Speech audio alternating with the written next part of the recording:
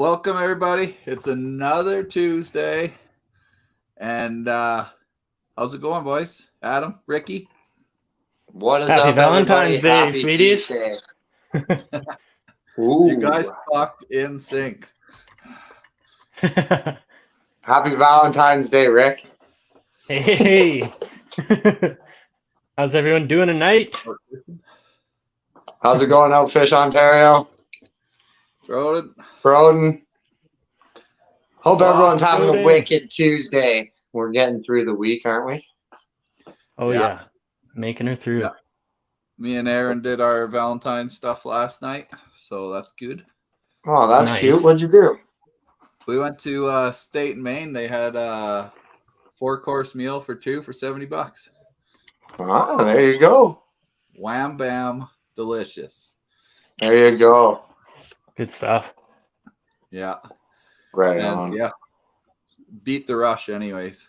Tonight's probably a zoo everywhere. I'll spend the night watching movies beside my fishing rods. Yeah. I'll go hang out with some fish tomorrow instead. That'll be my Valentine's date. You can cuddle those sweet mounts behind you. Yeah. As long as they don't fall on you. Hey. Yeah, exactly. One did fall earlier, so if one falls during this podcast, it's going to be a hell of a blooper. Why don't you tell us about those mounts, Ricky? So the two perch behind me there, I caught, I don't know, probably 4 or 5 years ago. And the bigger one is just under 15 inches, 14.75. Tank. And then the other one's like just around 14, I think a little under, something like that. But yeah, they were both caught on the same day. And it was actually just after my buddy was like, hey, I'm thinking about taking up fish mounting. So if you catch anything good, then let me know and then I'll get it done for you. And that day I went out looking for some perch and got lucky and caught these two. Yeah, I mean, if he's asking someone if they're gonna catch something good, I mean, he's definitely talking to the right guy. What about sometimes. That? That's a golden back there too, right? Yeah, that's a golden. It's not like an exact replica of a golden that I caught. Just a picture. Yeah, exactly. And I just love it because it's a golden trout and not very many mounts of golden trout are around. So I've caught them around that size probably, but no, I definitely want to get my own personal replica mount of a golden one day too. Yeah, man, they're such a fun fish. It's such a cool adventure. Like it's super awesome. And both of you guys do videos this year on golden? I haven't put any out yet. I filmed 3 of them. Yeah. I did 2 golden trout videos. Well, I did 2 different ones with like different parts to it, but yeah, 2 different locations I went to. So that's when you hiked out. That was the one I hiked out from, and then another one we hiked in and hiked out of. We took bikes in halfway, and then we hike up the mountain and then hike down. So that's always a fun trip too. Sweet. That one's cool, and there's like a part of that video that I really like. It's like you're standing there, and I can't really remember what you're saying off the top of my head, but you're shooting like you're walking at this point. I think you just got off your bikes, and you're like, all of a sudden a moose runs behind you, and you're like, oh my god, there's a moose. Yeah, that was crazy. Just came in for the shot. Cool. It's filming for literally like 2 minutes, and then that moose just happened to run by. Yeah, I think you're with Jerry, and he's like, "Oh, hey," or someone, yeah. Mike, maybe. Yeah, Mike. Yeah, that's who it was. Yeah, Mike. Yeah, that's super funny. Yeah, it was awesome. That's one of my favorite adventures. Golden trout are one of my favorite adventures. They're so much fun. Oh yeah, they're awesome. Top 3 in my favorite fish for sure. Are those perch through the? So those perch are through the ice then?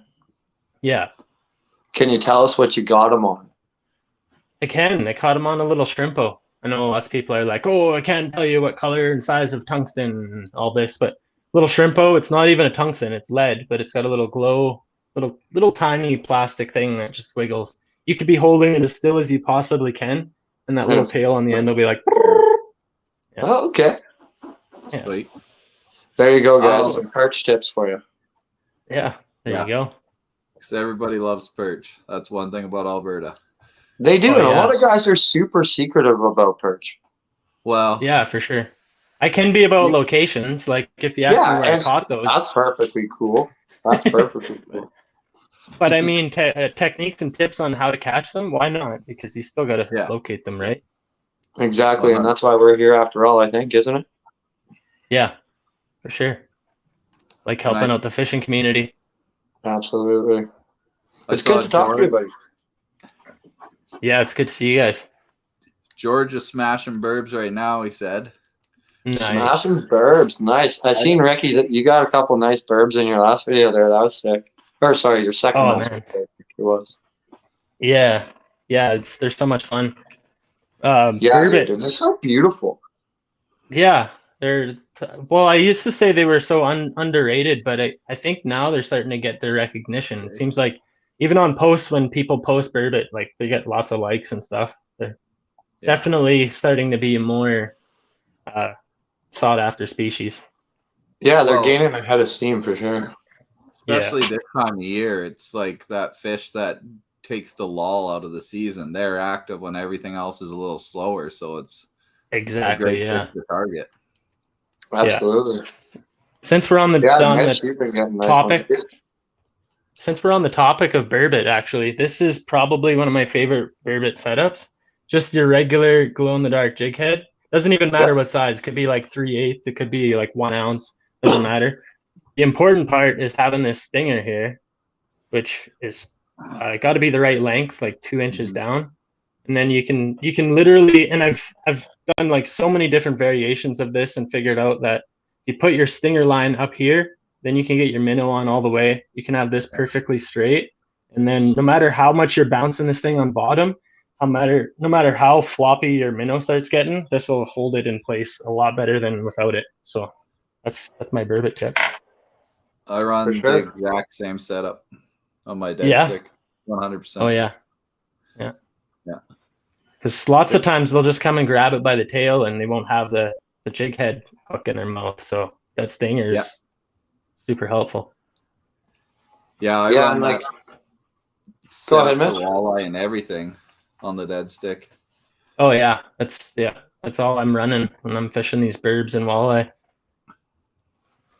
And like I know a lot of guys that fish jawjackers like nonstop, and I fish jawjackers a lot. But for burbot, like I find like it's really the opposite of useful because, like you say, they'll grab it by the tail, and if you don't have that stinger close enough, you'll set your jawjacker off every time and miss them every time. So yeah, just rip your minnow in half and then scare the fish away. Exactly. It's like, ah!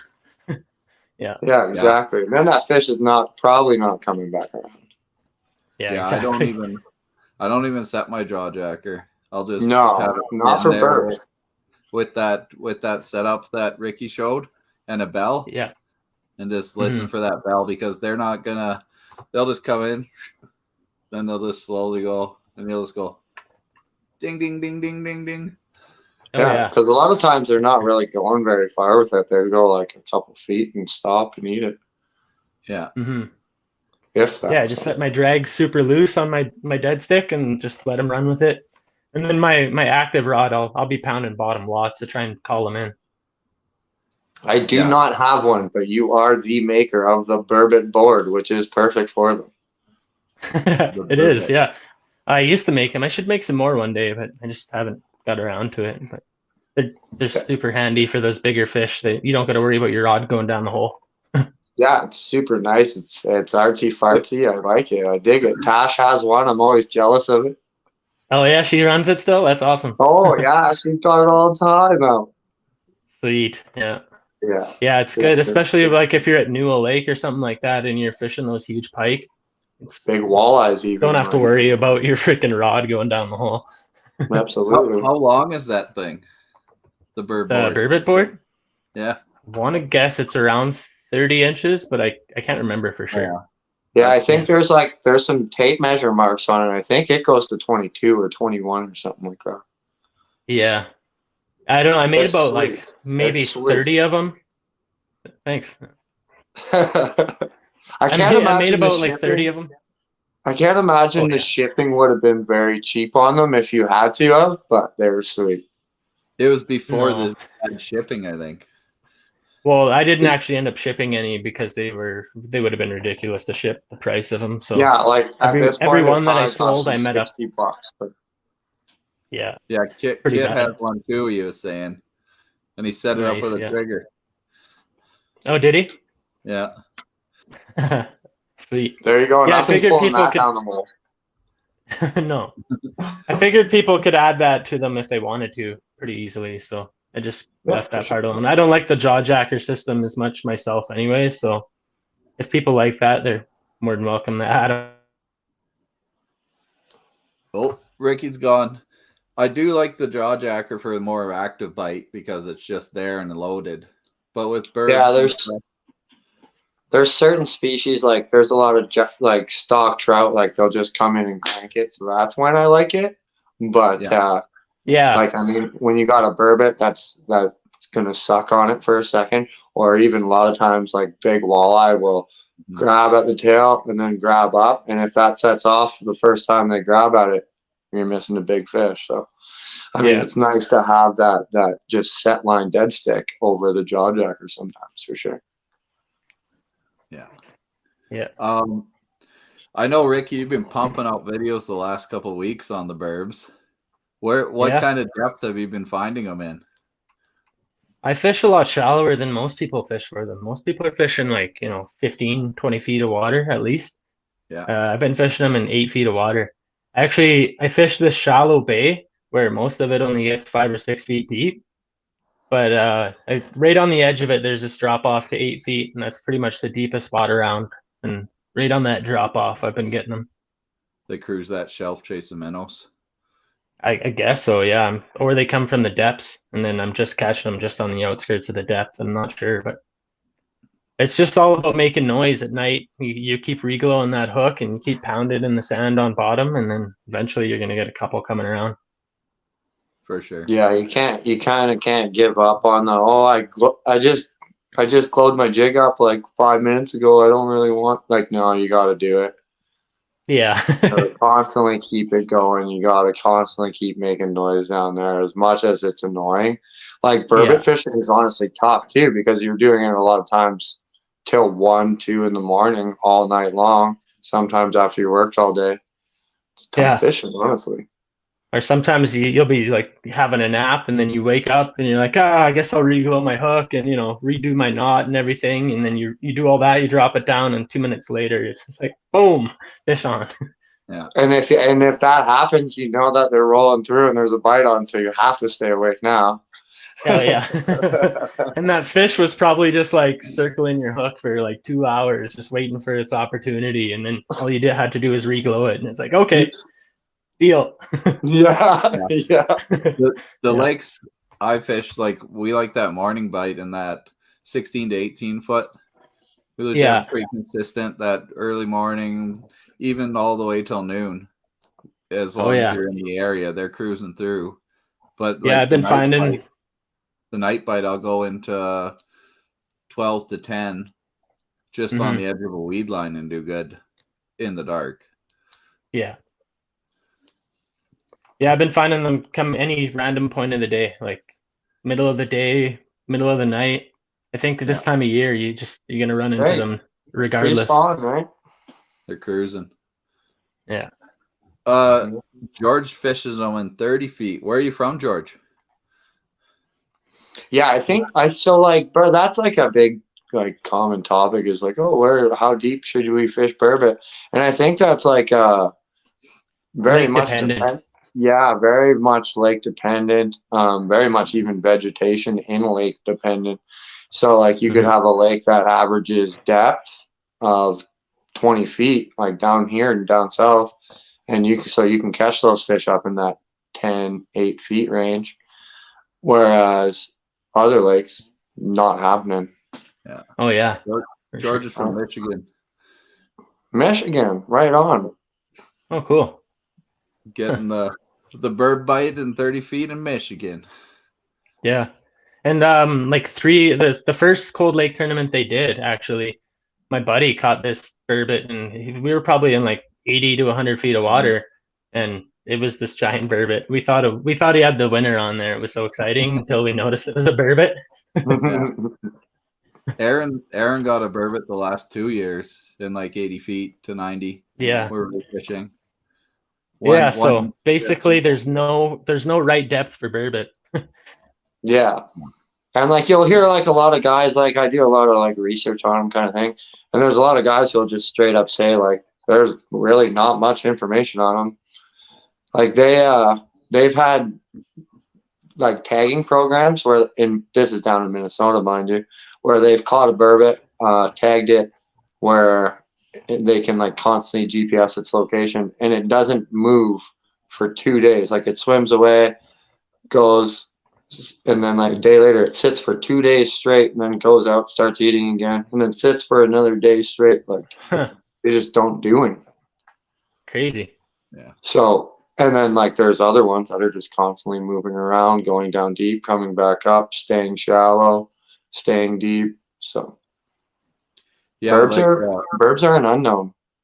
Yeah, like Brody was saying, he's seeing them cruise up high during the day, and I always notice that late when they become less active, when they're just cruising, like not feeding, they'll be staying up higher and they'll just be rolling through. They're just covering ground or whatever.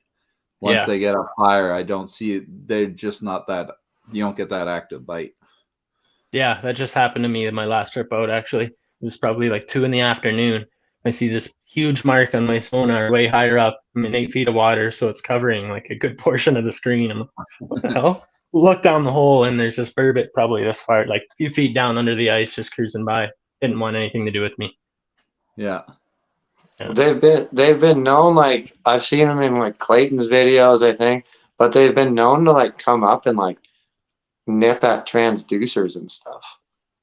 Oh, I don't expect anyone to believe me, but I've had burbot swim up my hole and like look into the tent and swim back down, and I've had other people say the exact same thing. So really? It's not a fish story. Yeah, they're one of the weirdest creatures in the freshwater, if you ask me.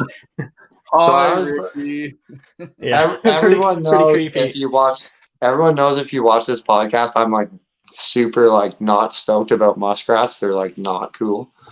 But anyways, last time I was fishing burbs, I was like kind of sitting there like not paying attention, and I was jigging, and it only happened one time, so I don't think it was a muskrat, because usually a muskrat will screw with you a little bit. All of a sudden, there's like this big splash in my hole, and I like looked down at my hole, and there's nothing there, and I was like, "What was that? Maybe it was a burbot."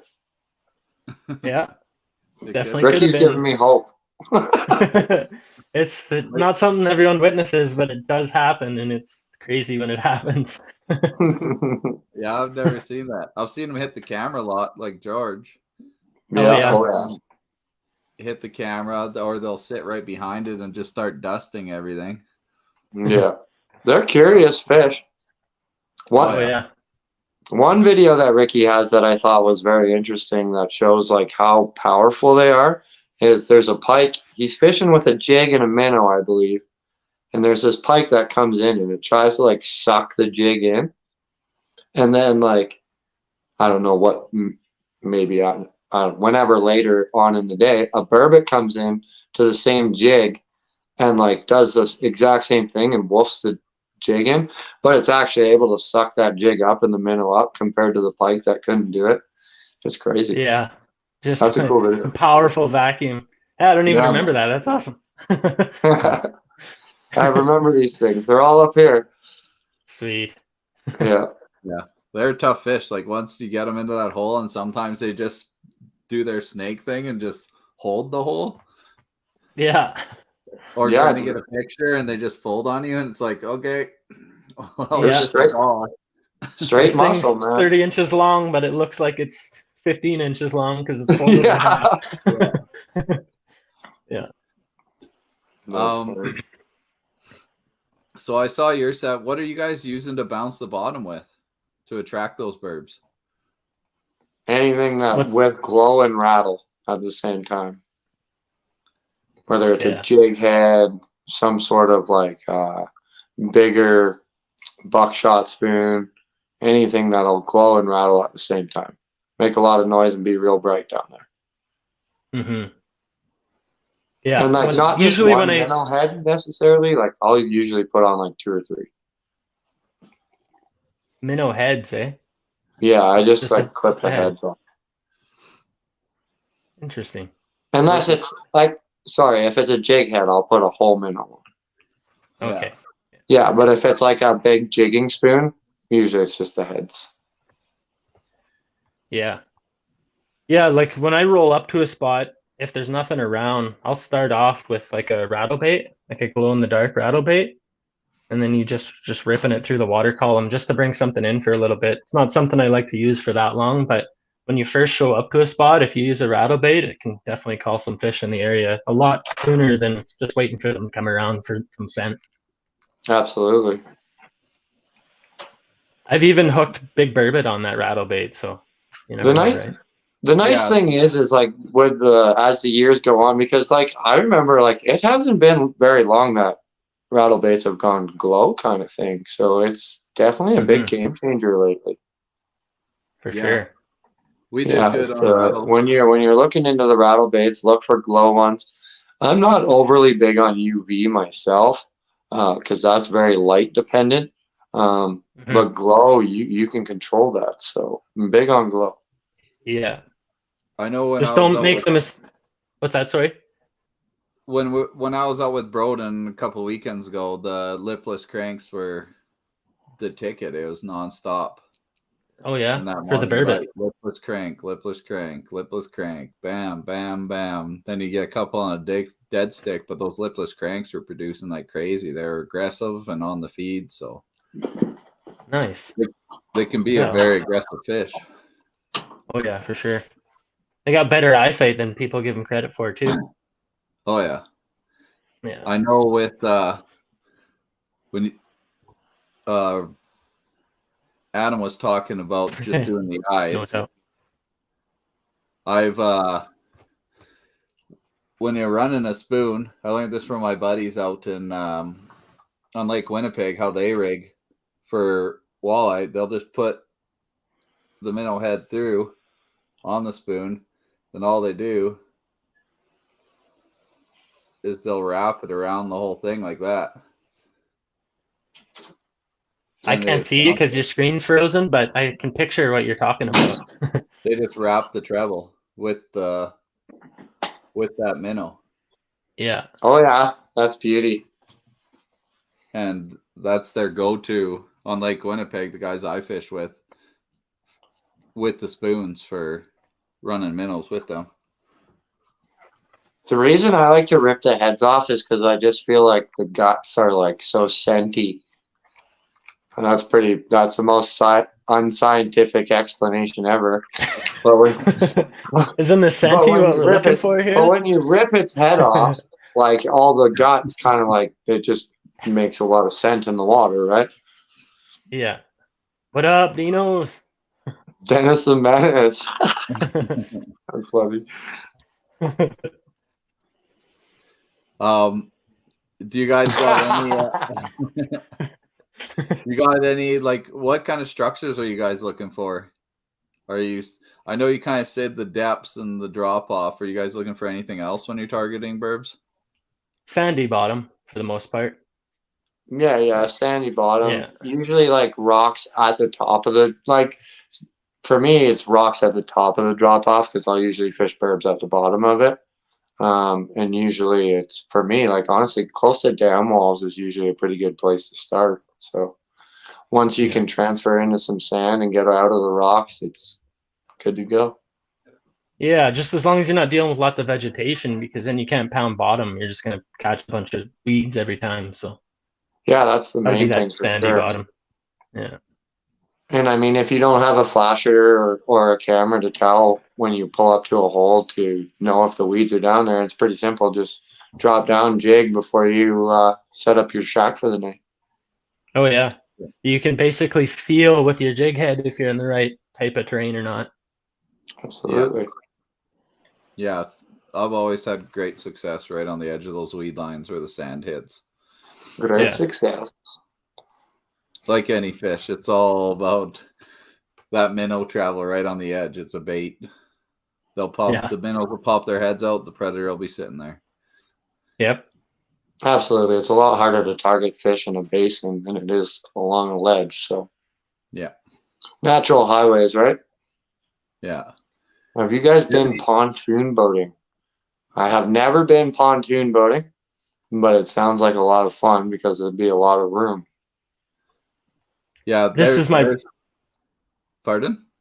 This is my brother, actually. He's asking this because we're planning a big pontoon trip, Yeah. pontoon boat trip this summer. We're gonna float Yeah. down a few rivers, so yeah, Nice. that's why he's asking. That's sick. Yeah, pretty excited about that. I've actually I got a funny story. I was on the Blackstone fly fishing once, and the COs came floating down. John Day, back when he was still the CO out there, and a summer student, and he was just twirling as he came down through the rapids. Yeah. He got to us, got out, and oh man, did he have a story to tell us? But Oh yeah. and then yeah. I don't know. I had one, and I went down the Bow River, and it was one of the funnest float trips I've ever done. Really? Yeah. Yeah. Yeah, I'd love to get one just for doing. Yeah, man. I'd love to do that. That'd be so much fun. They are such a versatile tool. Yeah, and that's a great way to cover water. If you want to do camping trips along the river, it's a great way to cover land. Like that'd be a lot of fun. Yeah. For sure. That's what we plan on doing. You can get these sea line bags, just this big waterproof bag. Put all your camping gear in there, and it fits in the metal cargo on the back. Just strap her down and then float down the river. Absolutely. That's sick. Yeah. Yeah. No, lots of guys do it. As long as you can control it. Yeah, as long as you're not spinning circles like your friend there. Yeah. I'd prefer to be I want to be the guy on the front fishing, to tell you the truth. Oh, I'm talking like those one man ones where you're your own fisherman, your own boat controller and everything. Oh, okay. Yeah, no, I don't want to do that. I hate water. Well, the thing about it is you can't expect to fish while you're floating in those very often because you'll be spinning and stuff. But you can get to the good spots, and then you can just go bank it on shore and then fish that hole for a bit and then move along. Yeah. So what I had in mind was like when you go past a guide shop and they have the big pontoons out front, that like seat a person up front, seat a person in the back, and that's where I imagined your gear kind of was. And then there's the rowing guy in the middle. I want to be the guy up front. You can get the bigger pontoons with the double, but yeah. But no, that sounds really cool. Like that'll be a cool adventure on your channel for sure. So yeah, I'm stoked. I'm gonna have like a camera mount on there and then do a bunch of content on that this year. So it should be fun. So yeah, no, they're awesome and affordable, so they can get you into those areas that you never see really. For sure. And they hold like a ton of weight too. Like you could have a trolling motor on there, big battery, everything you need. Yeah. Yeah, coolers, everything. Nice. Are you gonna do some fly trips on them then for trout? For sure, yeah. Fly fishing, spin fishing. That would be like my main thing. Would be like, let's go drop my truck off up here, and we'll take yours up here, and we'll travel the 40 kilometers over the next 2 days. Yeah. 3 days. That'd be dope. Yeah. Yep. Every time we see a hole we want to fish, we're fishing. Yeah, and then like you know how when you get to just go fishing for the day on the river, you walk as far as you can to hit that new water, and it takes you all day. You don't have very long to fish it. It's like this gets you there in 10 minutes, and then you're in those new waters, just ready to fish new holes. It's awesome. Yeah, absolutely. It's definitely like you say, it's a way to cover water, and it'll make for a great adventure for sure. So that's sweet. Yeah. You're gonna do overnighter on it then? Oh yeah. Yeah, gonna do lots. I'm gonna try and do more trips of that than anything else this year. Just being. Yep. You know what you should do? What's that? You should do an overnighter in it on a lake. Yeah, that would be pretty fun for Burbot too, eh? For Burbot too, eh? Yeah. Or catch a sturgeon on one. That would be awesome as well. I've thought about like sleeping in my tinner just out in the middle of the lake anchored, but I don't know how I feel about that, honestly. You wake up and it's windy, and I'm a pretty groggy kind of guy, so I'd be like, oh man, it's really windy. I'm going back to sleep, and then I'd wake up in the water. Yeah. Yeah, just like strap yourself into it before you go to sleep, and then that way you can't roll over into the water. Yeah, a couple of ratchet straps. Yeah. Well, Bell on your rod, guys. you're good. Yeah. That'd be pretty funny. Yeah. All right. We're getting a little sidetracked, but that's okay. We Well, always get sidetracked. I do have a question, Mitch. Spring is in the air, right? Oh, yeah. Do you know anybody who's ever floated in a tinner before? Like how deep of water would you say you have to float in a tinner? Oh, I've done it. Me and my dad. Yeah, like I'm sure it can be done, but like how deep of water do you figure is you at least 3 feet everywhere or what? Well, no. Like me and Foot my and a half? dad have done the bow a few times, and he did it lots in a 14-foot Lund overnighters. Yeah, I guess. You Some drag of those. Yeah, some of those central rivers, they get shallow areas where it's inevitable. You're gonna run into like 8 inches of water no matter what. You hop out and walk with them. Yeah. I think, like the Blackstone would be a sweet one to do an overnighter. I have a path for you, Ricky. Nice. Yeah. Send me the deeds. I'll join. I'll bring Tinny if I can get away. Yeah. Maybe invest in a pontoon boat too. I haven't even got one yet, but I plan on getting one before spring. Yeah, no, there's a nice stretch that'd be awesome. Like I've hiked a bit of it, but it'd be sweet to go all the way to a different spot for the pickup. So it'd be gnarly. Yeah. Oh yeah. Yeah, I mean, there's so many of those rivers that are just so like the canyons are so deep that there's no hiking in and out of them. So that's the way to do it, right? Man, when I was on the North Ram, this little jet boat came blasting by me, and he was in two inches of water probably. Yeah, the only thing you got to worry about with like jet boats and stuff is like, are you supposed to be there on a jet boat or? For sure. Yeah. That's why I like the idea of a pontoon, because then you can float all those small streams and you don't have to be a prick. Yeah. Oh yeah, I've seen jet boats go down like the Red Deer River and stuff, and it's just brutal. It's just sediment in the water for like hours after. Like this cannot be good for the trout population. Yeah, like there's certain areas where like I just don't see a need for it. Watermaster boats are another option. Absolutely, I've seen those in action. They're pretty sweet. I don't know what that is. I think you're like Bobby can correct me if I'm wrong here, but it's basically a pontoon, and you kind of sit in the water, and you have flippers, and a lot of guys use them for the rivers, I believe. So. Gotcha. A jet on the clear water, yeah. I've seen them a lot on the clear water. Yeah. Everybody wants to run those tricky. Yeah, like I'm not hating on jet boat guys. I just think that there's like certain places that you probably shouldn't take them. I don't know. The river should. There's places that guys can't drive their dirt bikes through the river, so you probably shouldn't be able to take a jet boat there either. Exactly. Yeah. Pretty much all the rivers now. Be real. Unless there's an existing crossing, like built up with gravel and everything, you're not allowed to cross it. Yeah. And most of the places now have bridges, so. Yeah, I think they've been working pretty hard at converting everywhere to have bridges. Yeah. Kind of similar to a belly boat. Yeah, except it's like a full pontoon style that goes all the way around you. So.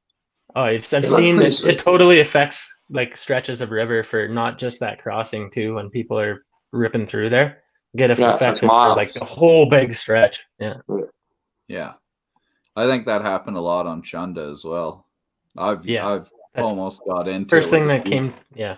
Few quatters. I've almost got into it with a few quatters on there before. So we used to camp on there, and they'd come like right by our camp, and they'd go down it. And you're like, "What the heck are you doing?" Oh, blah blah blah. Well, that's stupid. Like, don't you see it's a crossing? It's straight.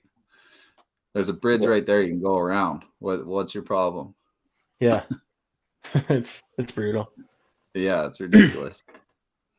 But So you pretty lots of stoked people for are- the Cold Lake tournament here coming up this Friday, Mitch? Yeah.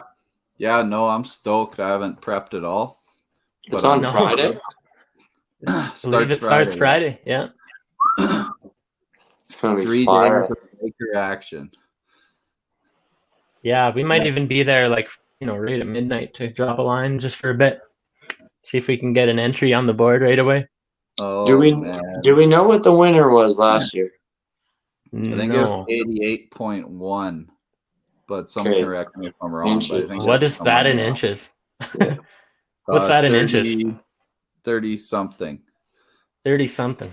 Someone get us the information on the conversion from centimeters to inches. Yeah, please in the comments. Yeah. Because I am on my phone right now and I cannot do that, and I do not know how. Is this the third year of the tournament? Yeah, this will be a third Okay. year because me and Aaron did it the first year, the second year, and this year, unfortunately, she is not coming because the baby is coming soon. So she might as well rest. But so I don't even know if I'll catch a fish. Yeah, I was gonna say, like, she's your good luck charm, and she usually catches the bigger fish. So, like, good luck. Yeah. All the time. Like, she's the one that we have to fish here. This is the structure.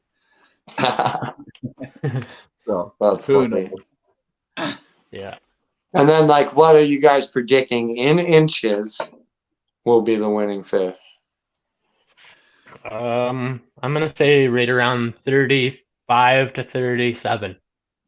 Well, you gotta be within an inch. 35 to 36 then? I'll go 36 to 37. Yeah. The biggest one I ever caught from there was 36. So 35-ish. Pretty doable to see another 36 out of there. I think a 33 to 34 is gonna win. Yeah. 33, eh? 33 to 34. I'll say 33.75. 35. Did we figure out how many? And does anybody have is 35.2 the winner from last year? Yeah. We need to know what the winner. Someone has to really break it down for us and say the winner from last year was this many inches.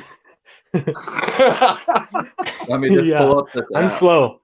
Yeah, like, guys, like, I'm on my phone here. I can only do so much.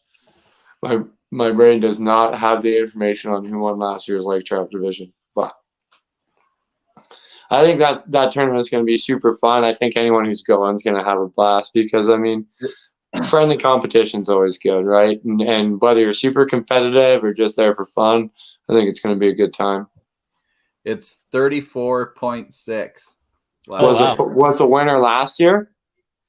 And I said 33.75. So I'm within an inch. I don't think I'm that far off. 33.75. I'm saying it here. They'll be right around 35. Yeah. If someone here pulls up a fish over 34 inches, just start celebrating. No, don't do it. Well, if you can get a celebrate. 36-inch, pack up your stuff. If you got a big three stringer, then just go home. Yeah, just go home if you get the 36. There'll be some really talented guys there, so I'm interested to see what it'll actually be like. I love to screw around about Cold Lake, to be honest with you guys, but I'm really excited to see what comes from there and to see what all you guys do there. Yeah, this year's if Kit going? Because if Kit's going, like, I don't know, I'd put a couple bucks on that guy. It's going to be me or Dino's. Good luck, Bobby. I do hope that, Bobby. You're a good man. Miss you, buddy. I'll catch a 36. Get it on the Burbot board, man. Kit's on it. There's a lot of slayers. Yeah, man. There's a lot of heaters going to be in that lineup. So, like, guys are going to have to fish hard. Like, it's not going to be an easy go, I don't think. No, it's going to be crazy. Yeah. Lots of good anglers. K-Fed's going to be there. K-Fed's going to be putting the heat on. I know that. Dino's lazy. Oh, smack talk happening in the comments. I love it. I know it's going to be stacked. I know the conditions aren't good. Like, compared to every other year, we've been fishing in minus 30. This year, it's Yeah. supposed to be like +1. And like, So is the complete ice change. good? Like guys, be safe for sure. Like I realize it is a contest. Everybody wants to win. Don't get hurt or fall on the ice or whatever. Yeah, the ice Yeah. isn't there. Like, Yeah. there's lots of reports of 10-inch. Like, if you're going into the main lake, you really have to be cautious. I know. Yeah, we made a last-minute call to bring a quad, so now we're gonna have a quad out there, so we don't have to drive a truck around on that sketchy floodwater ice. So, Yeah, I feel like that's probably a smart decision for sure. yeah. Well, now I'm gonna have Should to be a get my game changer. quad. Like I just like to Step it up, have, like, Mitch. make sure you guys have a way to contact someone if something does happen. Obviously, like get a hold of someone, and I mean I won't be up there, but I'm sure there'll be a lot of anglers around you. So Yeah. Yeah, just call I got it. my What's that? tow service. Yeah. I literally tow out a few people each year, so you can ask Roden. I even gave him a tow rope last year. Saved his ass on the lake. Yeah, no, well, actually, me and Aaron were leaving the lake, and we saw someone stuck, and we pulled up, and his Broden and his girlfriend. We're like, "What are you doing?" So we gave him when a we ton went and got him out of there. when we went to Spray Lakes, there was some couple that was like just like barely on the edge of being way in the ditch. Like they would have had to roll over, but luckily the snow stopped them, and we were able to pull them out. So Yeah, it was close though. Could have been rough. yeah. Help out your fellow anglers, that's for sure. Yeah. Yeah, and just sure. be safe, guys, and like good luck to everyone who is going out there. Like, have a lot of fun. It should be pretty cool. So, I'm excited to see. Didn't get I. Where are you in Ontario? I'm from Sarnia, and I don't think there's ice there either. Keeps the big truck stuck. Yeah, no, this sketchy ice should actually be helpful, especially now that me and Jerry are going to be running a quad out there. It should give us a little bit of an advantage, hopefully. Yeah, for sure. My main goal is for sure. Yeah, my main goal is just to like really give everyone updates on the tournament and just try and throw lots of updates in there. And I don't really care if I catch the winner. I'm going to try my best, but I just want to share the adventure and bring updates along the way. Well, if anyone's seen that picture on the poster for today, look out, because Ricky does catch heater lake trout. So that's one of my favorite got experience pictures. with one. That's one of my favorite pictures of you ever, buddy. That one's sweet. You can tell it on your face. That's stoked face, and that trout is fat. Oh yeah, that was one of the first big fish that really got me like passionate about fishing. So Really, eh? yeah, for That's sure. cool, man. That's cool. How many years ago was that? I don't know. That was quite a while ago. Yeah, hey, you had the long hair, dude. You had the flow going. Yeah. 40 pounds heavier too. Yeah. Yeah, dude, you're piped up. You're always fishing. Like the other day, I like seeing that you're fishing in a muscle shirt in your shack. I was like, that's nuts. Oh man, man, it's so freaking yeah. That's one why man shack. I bet you it heats up like crazy, eh? It's crazy. It's either like you got to leave the door open, or the minute you turn the heater on, it's like so hot in there. And then you don't have the heater on, and it's like you're kind of cold, so you turn the heater on, and you're like, ah. There's no happy medium. So I just bring out the shorts. That's like my two most important items before I head out on a trip now, is my shorts and my tank top. So I think you're pretty stylish getting to the Burbot board with the shorts on. Yeah, I'll be up there, Cody. Not missing. We'll try to get. What are you guys tying on first? You guys gonna be like tube jigging it like a lot of people will be? Remember when you fell through the ice?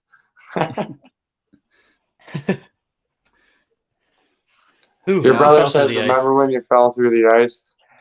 Oh, yeah. I remember when I fell through the ice. It was, I think we were ice fishing in late March, early April, fishing a stock pond.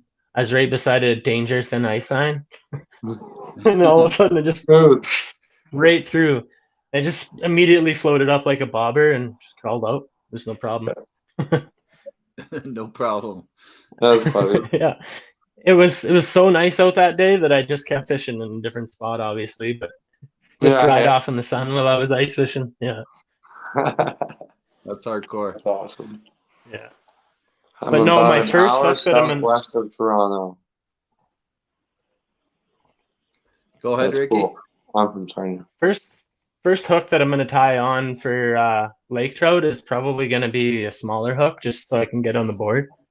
I know Yes. like everyone's gonna be tying on these huge 2 ounce tube jigs and stuff, trying to target the big boys, but I'm gonna just see if we can dial in. Oh, no, we lost him. He's gone. His He top gone. secret. No, he doesn't want to tell us our top secret hook. Yeah. He disappeared. What are you tying on? Oh, Harry, what happened? I'm back. No. It's about the 17th time I've got disconnected.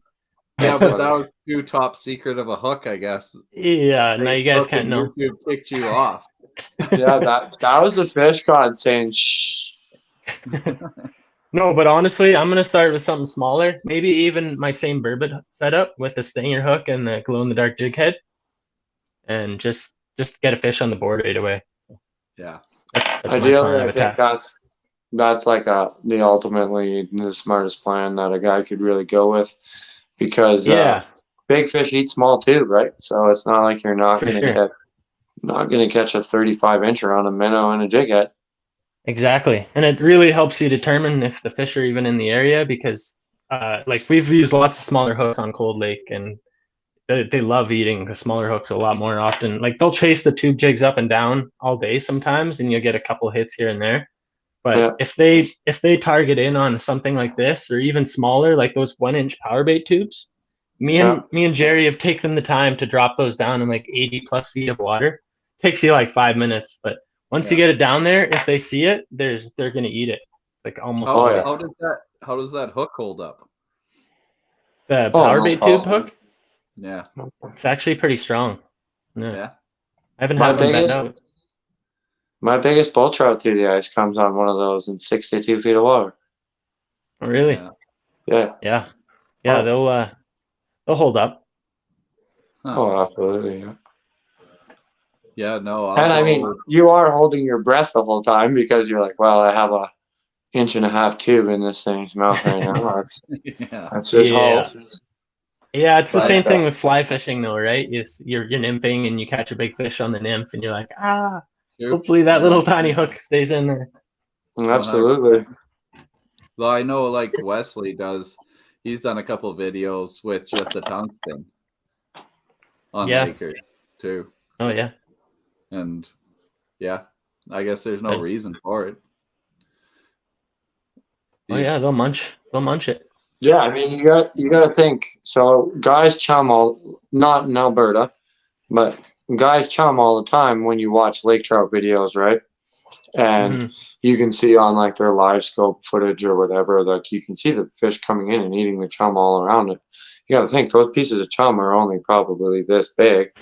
So Adam could drop for you if you shaved that stash off. That was Storch, right? Yeah. Yeah.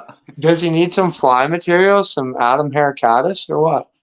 Oh, I've been saving up some fly tying materials for him. Got a couple squirrel tails, some pheasant feathers, some grouse feathers. Nice. I'll have a nice little lot of stuff for him to tie up some good stuff with. There we go. Right on. Yeah. Sweet. Yeah. That's one thing to think of, guys. Like if you have like a fly tie or like a buddy who loves to tie, always like ask him like, hey, do you know, I've been killing small game. Do you need squirrels? Like squirrel hide? Everybody needs a rabbit face. Whatever. You know, like you kill an elk. Well, you could tie like 1 million elk hair caddis off an elk, I'm sure. Like, I don't know. For sure. I don't know because I don't tie flies. I don't have any patience at all. I think they only use specific parts for it, but still, that's going to get you through like years of fly tying. Probably the ass end of an elk, I'm sure. Yeah, exactly. And I mean, how many of you guys use the ass end of your fucking elk hide? Oh,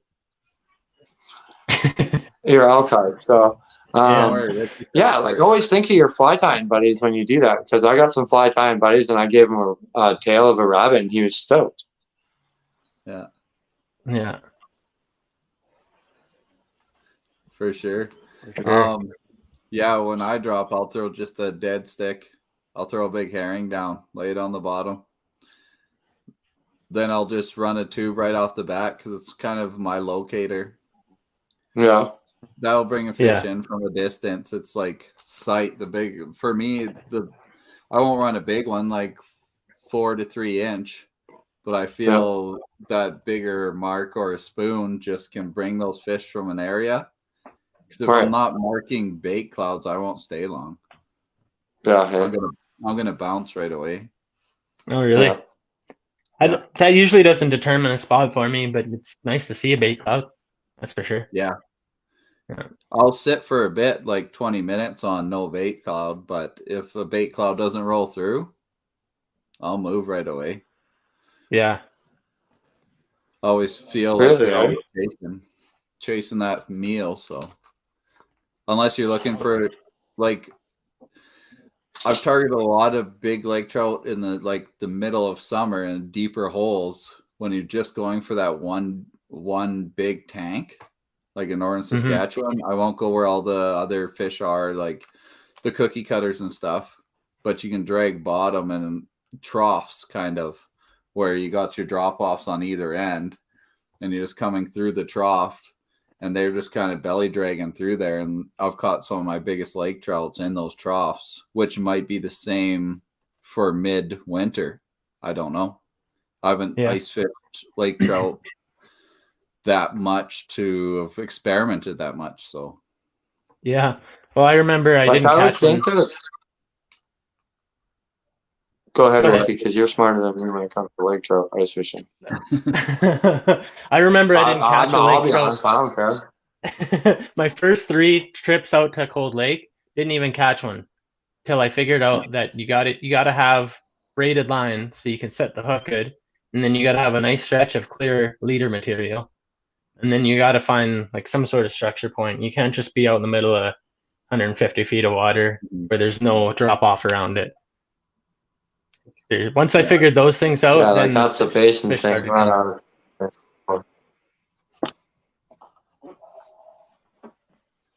Yeah, like Mitch, I feel like I don't know. I feel like a trough is kind of like the ideal. Like, I mean, like I say, I am no lake trout through the ice expert here.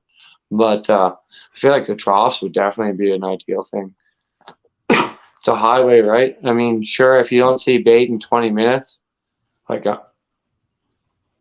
maybe the bait will be there in 40 minutes.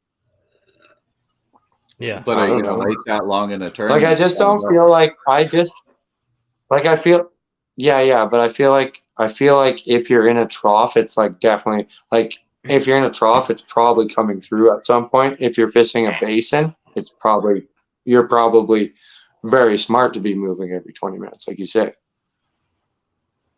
I just feel like if you're in a trough, it's probably a better spot to set up and stay at, or have as like a home base to come back to for the night or what have you. Something's going to move through it eventually. Yeah, something's got to come through the trough eventually. I'll never forget when I caught that 21 pounder like many years ago. We were in like 120 feet of water. It was minus 35 outside, and I just woke up that morning, and I like stretched, jumped out of my cot, and gave my hook 2 jigs, and then all of a sudden it's like bam, and then the fight ensued. The fight was on after that, but it was like, how long was that fish circling my hook and just watching it until it needed that tiny bit of movement? And then all of a sudden it was fish on. So you're out deep in 120. Yeah, it was 120 feet of water. I feel those bigger fish may be lurking there more consistently than those 80-foot drops and stuff. It could be mid-season. Like there's early season when they're still kind of transitioning from their spawning beds, then moving down the shelf and everything. And like in the summer, we find those bigger ones in those troughs that are deeper. Maybe they're in that deeper water because there's too much food competition in the shallower water. Like who knows, right? It could be, and the pressure systems don't change as much down there in that depth. Yeah. So they I'll don't definitely have to exert so much. Yeah. I'll definitely be trying some different depths at the tournament. I'll try anywhere from 40 feet to 150. And like, is the weather pretty consistent going into the tournament? Because I mean, that's kind of a big thing with Lakers, from what I understand. So we're gonna. It looks like we're leveling out after. Like today was a little spike, then it levels out for the tournament, then it shoots back up on Monday. So yeah, it should be a good bite. Look like there might be a little bit of a storm front rolling in on Sunday. Yeah. Yeah, it might be some snow on Sunday, which could also might affect it. Could also fire them up. Yeah, right before a storm. Sometimes that's pretty good. I love a right before the storm trout bite, but yeah, same with walleye. They're awesome right before the storm. Yeah, right before and right after. One of my biggest walleye come right after a super bad hailstorm. 60 to 90. Eh? 60 to 90. I love 90. That's kind of my go-to for a staging point. I'll tell you guys how much I fish lake trout. My flasher is pretty much good to about 75, and that's about it. You don't have a lot of options in your area to fish lake trout.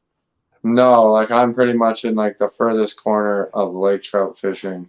It's pretty much easier. Canada offers. It's easier for you to go to Saskatchewan or Manitoba than go to Cold Lake. Easier for me to go to Montana. Yeah. Which is crazy. Yeah, you just need to come up for a week and fish with me and Mitch, and we'll hit up some of those spots that you just don't get fished in your area very much, like lake trout and grayling streams, that sort of stuff, you know? Yeah, and like grayling is a super fun thing, and when I used to live in the Yukon, I used to love targeting grayling a lot, so that would be absolutely a blast. For sure. And I think the three of us together would be a pretty good trip, and I think if we were to make a video out of it, it would be quite entertaining. Epic content. 100%. It'd be nuts.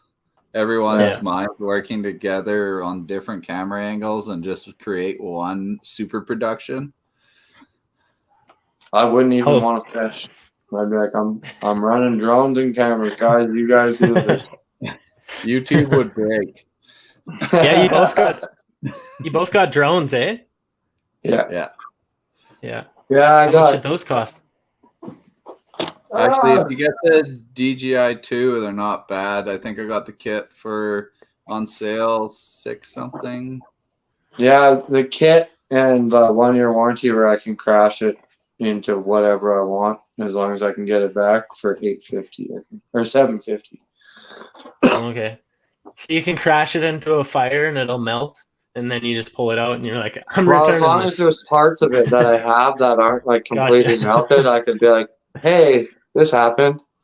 I was filming a fire, and I ran into the fire to get this back. Yeah. This is what I'm excited about. This thing shoots really cool video. Yeah, it's sweet. I need to shoot Ricky shooting some squirrels and some snowshoe hares with the long lens, because I'll be able to zoom right in on the animal and you can pop it.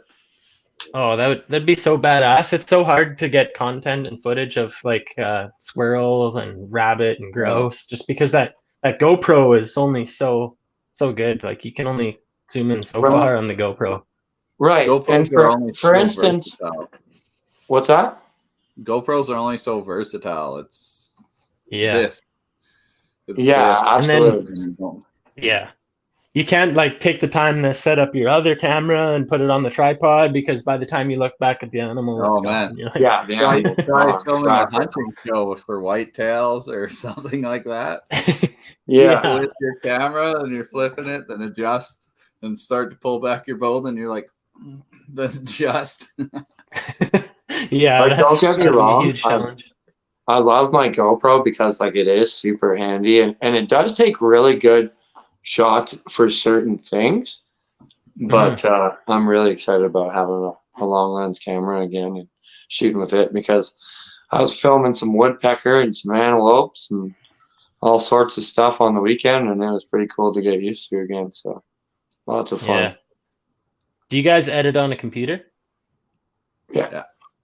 Yeah. Yeah, I finally do got it off all- my phone. I do it all on my phone, so Ricky's Yeah. always it been on his takes a phone. while. Yeah, That's hard I was part. on my phone up until like about 6 or 8 months ago, and then I bought my Yeah. drone. So when I bought my drone, it was like and then I got a microphone too, and it was like trying to link that stuff together. My phone couldn't keep up anymore. Yeah. Yeah. I know I gotta delete content like right after I make it, because like I only have so much phone storage. So like Yeah. there goes one video and here comes a new one in. Yeah. What program do you use, Ricky? Oh, we lost them. What do What you use, program Mitch? do you use, Adam? DaVinci. DaVinci? Yeah. What about you? It's a secret. It's a secret. No, I Another use secret from Ricky. I use Classic VN. Ricky. I use VN editor. It's just a simple app. It's pretty simple, but it gives you like I think 100 free projects, and then I just re-download the app, and then you get another 100 free projects. So Yeah. Yeah. pretty good. Yeah. That's sweet. Yeah, I use Power Director. Okay. Yeah. Power Director, like I used that in the past when I was using my phone, and that's actually a super good program. Yeah. I tried it, and it did have its Direct- benefits. I upgraded it to the next step up, so it's lots of options and everything. It's pretty sweet. It's easy to use too. I actually bought a laptop specifically to edit videos on, and it was such a pain in my ass that it sits in the corner and it plays YouTube sometimes now. That's all it is. I just edit the videos on my phone. That's funny.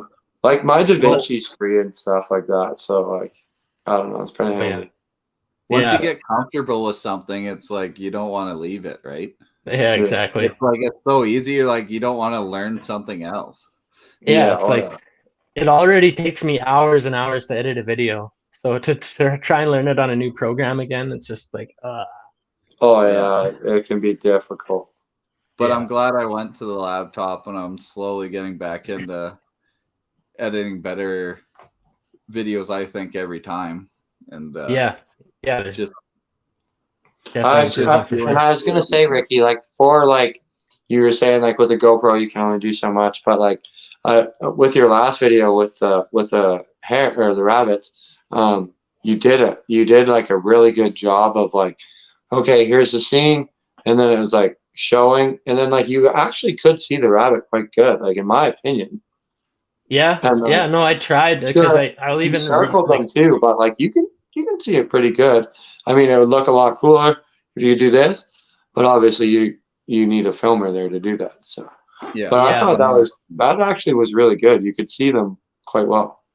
Sweet, yeah, no, I'm glad it turned out okay, because it's extremely difficult to get on film. Yeah, like when you're hunting, like like that's a whole different animal than setting up on a river bank or what have you. You know what I mean? Yeah, and just what Kit was talking about there, it's the same thing. Like by the time you get that phone mount set up with the tripod, you look back and that rabbit's gone. It's like like that's never gonna happen. Yeah, I need a full-time cameraman. Yeah. You pretty much do. I don't know if I'm ready to commit to that yet. I can pay you in beef jerky. Oh, sad. You reach out to Ricky for your beef jerky. Yeah, and make some sweet beef jerky. So I mean, it's a good trade if you ask me. That's funny. I'm really looking forward to shooting open water videos. Like I really can't wait for that, because I want to catching fish jumping with that camera, rising to flies and stuff like that, indicators dropping, all sorts of different cool stuff now. So yeah, and all the birds come back. I mean, I'm no like Johnny Tree Hugger or nothing like that, but it's pretty cool taking pictures of birds. Oh, for sure. Yeah. No, It's wildlife. It's especially since I started hunting the birds, I've grown to appreciate them so much more. Like there's so many cool species. It's Dude, such a majestic creature. I find myself like fishing slow. I'll find myself in the woods, just kind of like sitting there real quiet, like waiting for the birds to come into view where I can take Yeah. pictures. So it's kind of cool. Oh, Oh, they're yeah. so delicious too. Yeah, well, yeah. Certain, Yeah. as long as they're the certain ones, yeah. Certain birds, yeah. I don't want to Not every bird. bird. No. You don't like a magpie sandwich? No, come on. Maybe a magpie sandwich though. Jason was saying he uses Premiere Pro. Yeah. Oh yeah. I know I used it back years ago, but there's a lot of stuff there. It's pretty overwhelming when you're first trying to edit with that program. But like any program, you just have to go through it and just. And like, so like one of the things that helped me because like, so I went from Power Director Pro, which was on my phone, like I say, to like, okay, now I have a computer and DaVinci, and I was like, I probably have no idea what I'm gonna do. But you watch like a few YouTube videos and it's good to go. Like that's the thing about YouTube now is like not only are there sweet fishing videos on there, there's also like a ton of information on how to run that stuff if you really want to get to it. Yeah, for sure. 100%. Because I know that like I could hardly transfer things if it wasn't for YouTube showing me how to. Yeah. Yeah. No, the more you play with your programs, the better you get with it every time. You find these little things and you just got to remember them for next time. And when you forget, it just like beats you up inside because you're like, it was so easy last time. Then you're searching how to do that one little thing again. Oh man, that drives me insane. Like the worst is when you finish a video and then you're like, oh no, I was gonna put like you're gonna do like one tiny little change, but it's too late, and you're like, no, the video is done. I'm moving on to the next one. Yeah. But you pump out videos like every 2 days. Lately, I've been trying to put some content out there. You're putting a lot of content out there. Trying. Like you're rabbit hunting, then you're burbot fishing, then you're. Yeah, but like it goes in fishing. waves, right? Like when I was in BC there for a while, I went like weeks and weeks without posting, and then now I'm not in BC. I'm back in Alberta, and I'm like just pounding out as many videos as I can right now because why not? It's fun. Yeah, I think the people enjoy it. Oh, 100%. Ice fishing season time is a good time to pump out videos too, I find. For sure. Yeah. Yeah, no, lots of people enjoy it. Speaking of like videos where you think that like, oh, I'm gonna put one more thing in. One time this spring, I put out a sturgeon video, and it was everything you need to know about night fishing sturgeon. The only thing I left out was the last 5 minutes of the video where I catch a 60-inch sturgeon, and it's really sick. Yeah. And someone comments like, and it was like 2 weeks after I had posted it, someone comments, oh, you're just going to leave us hanging like that? And I was like, what is this guy talking about? And I go and like watch that. I go and watch it to the end. I'm like, that's not the end. And I like refreshed it. I go to the end. I'm like, that's not the end. What the heck, man? Like 2 weeks later, I was like, sick. Oh, so here's like this little 10-minute segment. Yeah. Yeah, no, that was like the other day too on that Cold Lake one. I was like, well, where'd that fish go? Where'd that fish go? They must have not uploaded off the camera. And I edited the whole video, put it out. Then I'm like, man, I had more fish than that. Then I went back in the camera, like, why did this load? Like I had all this other footage that I thought was way better. And I'm like, oh man. Mm-hmm. So we'll save it for something. Or you get footage that you just feel like is going to be sick footage, and you're so excited to go home and look at it, and then it's just like so disappointing. It's like a terrible angle, or the lights in the angle, and you're like, ah. Or the card's corrupt. Yeah. The struggles are real. Oh yeah. Like sometimes I have this one GoPro card, records everything in high speed. Or not everything, but like one clip every like 100 clips will be fully in high speed. I don't care. Yeah. And I don't ever remember what card it is because I'm not a genius enough to label it and Yeah. just So you throw it out. I'm also not cheap running in I'm circles. too cheap to throw it out too. So Yeah. yeah.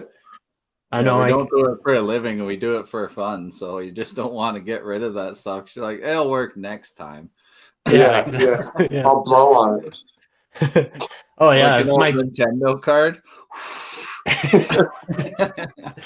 My GoPro, I've thought it was done for like 5 different occasions, and then just comes back to life, and it's like, one more trip, let's do this. I'm like, okay, GoPro. That's victorious. Yeah. Too funny. Sweet. You guys have anything else you want to bring up? Well, if we want to talk about filming at all, the amount of extra gear and like the extra pain in the butt it is, if you want to start filming yourself, just keep in mind that you're going to miss fish, or if you're in Ricky's case, you might miss a bird or a rabbit because you're trying to get your camera going. Don't get so frustrated about it because it happens. Yeah. To literally everybody that you watch on YouTube, it happens to all of us. Just try to remember to have fun doing it because it can be frustrating. Just have fun. Oh yeah, it can be a complete curse where you're catching fish constantly. The moment you turn your camera on to record, they stop biting, and then you just it gets frustrating. But you just roll with it, and you just keep trying, and eventually you'll get something on film.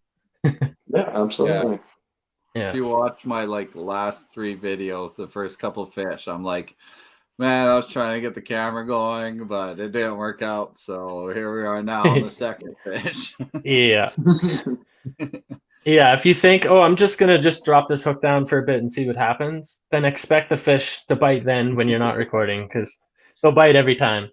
Yeah, exactly. That's exactly how it works. It's almost like going on your phone. It's like, well, I haven't checked my phone in 2.5 hours, nor have I caught a fish. I'll just check this text message, and oh man, oh no! Yeah, It's the exact same thing with your GoPro. I gotta go and flip my screen, then hit record, then come back, and I'm like, juggling like this, trying to keep pressure on. So half the time I'm barbless, so. This is why we all need to go fishing together, so we can do this for each other, so we don't just look like idiots on the ice.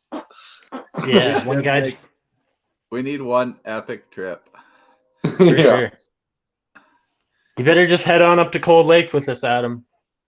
I don't know about this weekend. I'm pretty busy with work. And leaving Thursday night. I thought about going in this year, so that changed my mind from the last 2 years where I said I'm definitely not going. So who knows? Maybe I'll be there next year. Yeah. Yeah, I'm not huge on the competitive fishing. Yeah.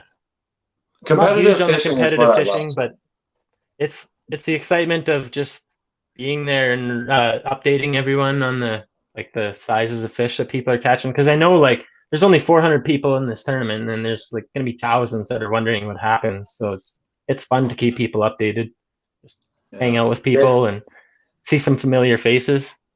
Yeah, 100%. It's the community that's going to be there. It's going to be crazy. There's a lot of good anglers from across Alberta, and it's going to be sweet to meet up with people. For sure, yeah. Kit says he wants to join, and Kit, you can be lead fisherman and personality alongside Ricky. Yeah. Me and Mitch will have drone wars in the sky, which will likely lead to us missing whatever fish you guys catch, but it'll be a lot of fun. Yeah. May the best drone win. Don't worry. We'll be recording you guys with your drones. His is weakened with water damage. Wimp. Yeah. Mine's been in half in the old man ones. Jeez. But it recovered. Sometimes it goes like this, but it's okay. Next time I'm on, Mitch, I should send you the video of me crashing into a seagull. and like my drone like falls like probably 15 feet through the air and then catches itself. And I don't, mind you, I don't crash into the seagull on purpose. I really, really want to avoid it. But I should send you that video because it's pretty impressive how like all of a sudden it just catches itself and you can see like in the water to the bottom and then just float up and you can see the seagull dive bombing past it. Pretty cool. We can play it for everyone to enjoy. It's quite funny. Adam, do you have a DSLR camera? It's a mirrorless. Oh yeah. Yeah, so like, yeah, I can change my lenses, but mirrorless is kind of like killing DSLRs. So like, I can change my lenses and everything like that, but yeah, digital or DSLRs can't do video footage like a mirrorless can. So yeah, he was just saying you can get a switch for your DSLR, so it starts. Yeah, I could. I think I have the app on my phone to start this too. Oh, nice. My GoPros I can talk to. I've gotten a lot better since I've upgraded from a GoPro 3 and my cell phone. I think I could do a little more now. But the GoPros with voice commands are pretty handy. I was gonna ask you, Ricky, is that what you have, or like when you're walking through the woods, are you like beep, I'm beep, beep, beep? exactly. I'm like beep beep beep, and I'm like, hopefully the rabbits and birds don't hear me. Not very sneaky. Yeah. Honestly, though, I think like they're taken off guard by that sound, and they're like, beep beep beep. What was that? Is that another bird, or is that? I better turn broadside. Yeah, just helps them turn to the so I get a good heart shot. Yeah. I don't remember that beeping on my GoPro because I know I filmed a bear hunt with it and I had it on my bow to get the drawback. Yeah. And I hit it, and the bear didn't see it, like notice anything or anything. But you don't remember what? Sorry, I got cut out again. I don't remember the beeping because I had one on my bow, like right on my riser. You can probably shut it off to like shoot me releasing and everything. Yeah. And there's probably a way to shut it off, and just not very technological. Actually, there was, because I'm pretty sure I made it silence and I cameled the whole casing in, so there's no lights or anything. Oh yeah! Wow, that's high. That would be good, but when you're running it on the top and the hat cam, you don't know if it's on or not for sure unless you hear that beep. So that's why the beep is kind of handy in that case. That's a good call. And like I definitely can't camo mine. I got a forward-facing LCD screen that the deer can see itself on. So maybe if I just camo all myself and I have this like deer on the LCD screen, it'll be like, oh, there's another deer. Yeah. Yeah. Yeah, no, I'm just walking through the bush, turning on my GoPro when I see stuff, and sometimes stuff will run by before I get the GoPro turned on. It's like a struggle. What's up, Chris? What's up? The mad scientist. No, mirrorlesses are definitely sweet. Like DSLRs are definitely like they take really good stuff. But like Jason was saying there, but mirrorless is epic, and I feel like a drone is just kind of. Drones are so cool. Like there's things that I filmed with my drone that you could never see with your own eyes.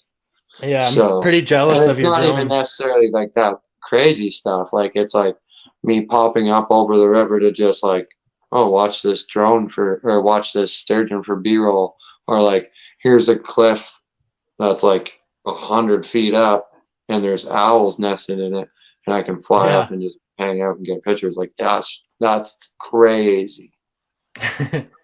If I throw my phone into the air and then put the slow-mo mode on, I might get some drone shots. But that's dude, you should totally do that. Just get a really good case and hawk it in the air and be like, yo. Yeah. I got this old phone I don't really care about. I put it in my vacuum sealer and then just dropped it into the lake, and it worked as an underwater camera. Did you? That was cool, yeah.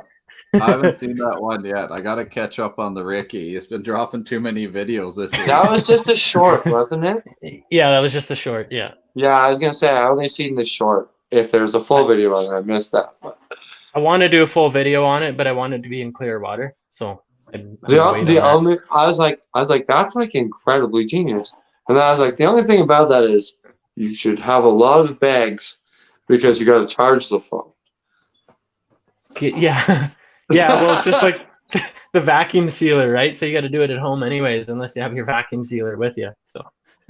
Yeah, no, yeah. I don't think anyone's bringing the vacuum sealer on the ice. Yeah, it's like a one dunk and done. No, Yeah. but that was a cool, interesting little short. I thought that was cool. Yeah, I'm gonna try that again in some super clear water. I think with a little bit lower lighting too, might be able to see a lot more. I was surprised I got anything, but of course it's just a dumb pike that was like, "Ooh, what's this?" You know. Now, like you're on the YouTube, like you kind of like you're up there in YouTube. You're up there in the YouTube world above me, I think. I'm not like one of the like you're in the partner program or whatever, or no? Oh yeah, yeah, I am in the partner program. So I think it's cool how they're gonna pay you guys now for like shorts and stuff. Like, is that something you're gonna get into doing more? Is a lot more like little interesting videos like that? it's not why I'm gonna do it, but it's nice. No, for sure. But like, is that something that you're hopefully gonna lean more into? Is those kind of videos? Because I thought that was really cool. I'm gonna start doing more of them because I realize that people do like them, and like even myself, like I don't like making them. I like the longer content where people can sit down and like watch a whole episode and stuff like that. But I know sometimes people don't have the time to do that, and they're just like, yeah, I got 10 minutes. I'm gonna scroll through some shorts. So I want to make content for those people who don't always have the time to watch the videos. And like myself too, like I definitely like longer form videos, but I thought that was very like I don't know, interesting and creative or whatever. Like 15 seconds, it kind of showed the whole process, everything go down. I thought that was wicked of you. Yeah. Maybe I should start doing some more shorts then. Yeah, and I was wondering if that was something that you're going to get more into. And like I say, I thought it was cool that YouTube's going to kind of recognize those. So. Because, TikTok has that whole takeover, and I'm not ever going to become a TikToker or watch TikTok. So. Me either. I just can't get into it. The cool guys are the guys who get a 360 camera on a float and throw it off falls and stuff. Get the fall footage of people jumping and stuff. Well, those are the cool guys, eh? I am not jumping off any falls, so apparently I'll never be cool in your books. I don't even like going swimming. I hate water, and I'm a fisherman, so figure that one out. What up, Colton? Yeah. What up, Colton? If you had that 360 camera in the front of your shack, you'd get a nice spread. Yeah. Yeah, it's tough to find the right angles in that one-man shack, that's for sure. I bet you that 360 would pull it right in and give you some space to work with. Yeah. Yeah, it's time to upgrade the old GoPro 5 Hero Black, I think. Yeah, I need to really upgrade my GoPro because I haven't used one, I don't know, since I filmed like off-roading, and I don't even know on my old Gumby 13 page. Yeah. I think I have a three black that is active. Nice. That one still gets used, so. I mean, it still takes 1080p, right? If you're taking video, just use whatever you have, right? Well, even the GoPro 3, it's still taking 1080p, 60 frames per second video quality, so it's like it's not that bad at all. Yeah, for sure. Yeah, Chris, not all of us. Adam's not. He's ditching, but he should be coming too. Not Adam. No, like I say, good luck to everyone who is going. I definitely, I think it'll be an awesome time, and and maybe even with the less ice, it'll make hopping around like a little more ideal for guys. With you don't have to drill so much. I mean, just keep moving around. Mm-hmm. Yeah, it's going to be hard. Is there much snow on the lake? What's that? Not bad. No, it's just the floodwater and low ice level mostly. That's what I heard. Lots of floodwater. I'm like, ooh, lovely. Like even when I was out there, what was that? I was out there with ice Cold Lake Ice Shanties just over a month ago, maybe, with Yeah. Alex. And yeah, it's awesome getting to the shack and everything. But if you went off the main track, you'd bust through. The floodwater wasn't bad if you had aggressive tires and stuff. You'd walk through it, but you don't want to get in a predicament when you kind of just bust one tire in or something. And yeah, and like with 9-10 inches of ice, like just I don't know. Be careful, guys, if you're gonna be driving. But It's like for sketchy quads and because stuff, it's such a big, deep lake. You're on 9 inches of ice. You're like, you hear huge, loud cracks. Like I've been on the ice so much of my life that I know what to expect, but you can't help but get a little bit of a shivering spine feeling every time that lake cracks. I'd imagine, man. You have to respect that lake. That lake's crazy. Yeah, it is crazy. It's deep. It's 300 and some feet deep. Yeah. Is that the deepest point? Is 300 and some feet? 300 some feet. I was looking at the depth chart the other day, and that's crazy. Yeah. You're not getting your truck back. That's how it comes to. You might. Yeah, you gotta wonder what's down there from way back when, you know. Well, there's already one truck in from this year. Oh, really? And it sounds like it's not retrievable. So I remember the first time I did the tournament, there was a heave, or not a heave, but like a big crack, like opening, like it was water. like What is it, Kananaskis? open water. Yeah, at those heaves, it's just like Lake Winnipeg. Once they spread at those heaves, it can go to like 6 feet of open water. Yeah, there was a video of some guy that was just like jigging in it, walking along, and it's like, it's crazy. Yeah, I think it was what's Mitch? Oh, man. I'm gonna kick myself in the nuts because I can't remember his last name. Who's Mitch from the NSR? He catches really big sturgeon, kind of. Mitchell Walsh. Yeah. He was catching big burbs through a crack at Cold Lake one year. I remember. Was he? Yeah. I remember he was catching like just he said like a huge heave opened up like by his shack, like not far from his shack, and I guess it scared the crap out of all of them in the middle of the night. Oh, yeah. And so they walked over to it, started fishing it, and just started hammering the burbs, I guess. Oh, cool. Yeah, you could easily end up trapped on that lake. Any big lake like that can do that to you. Slave, Cold, they can all go wide open at those heaves. No problem. Yeah. That's especially with this not very cold weather we've had for quite a while. It's we've had like a crazy unseasonably warm winter, like crazy unseasonably warm. So, and it was just be super careful, guys, for sure. Really windy the last couple of days, so that's gonna move stuff. Yeah. Yep. So you never know. Like I don't like. Imagine if someone won the tournament in a boat. That'd be hilarious. All of a sudden, like a piece breaks free, so they can like launch a tinner and go through the middle of it and troll. I wonder if there's any rules against that, or if that would be an option if it did open up. 100%. It's legit. Yeah. It's still a hole in the water.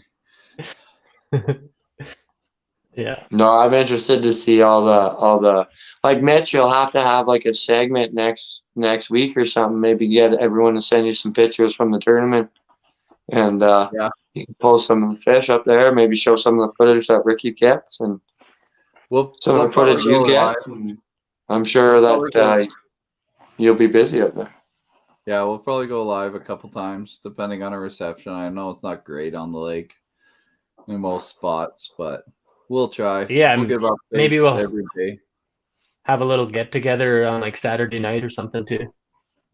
Yeah, for sure. A couple hours. Yeah. We'll see some familiar faces. Yeah. Once the fight's done. Film a couple videos in a couple hours. You never know. Yeah, there you go. If the action's hot. Bird video and a Laker video. How do you like the night action for Lakers, Ricky? Oh, it's like so hit or miss. Like Yeah. I've done the night trips so many times to Cold Lake, and there's lots of nights where we didn't even barely mark a fish, and then there's some nights where actually one night I remember there was like 3 or 4 of us. We were all night camping on Cold Lake, and one I forget whose, but one of us got a lake trout on, and it managed to wrap around everyone else's line. We pulled in like 3 or 4 hooks at the same time. Yeah. But yeah, no, it's it's like half the trips that you fish at night, you're not even gonna see anything, and then the other half, you might get a couple. Very hit or Yeah, miss. I'm pretty much. I'll go back to the hotel room as soon as like an hour after dark. Oh yeah, But You give yeah. I up don't know. quick, eh? I'm not gonna give up that quick. Yeah, Ricky, like you're definitely Ricky, like you're like one of the ultimate ice campers out there. You do a lot overnight. I'm a firm believer in big. You got a shot at a big fish at night. Maybe not Oh yeah. Lakers, like I say in my experience, but a lot of big fish I've caught at night. So yeah, Mm-hmm.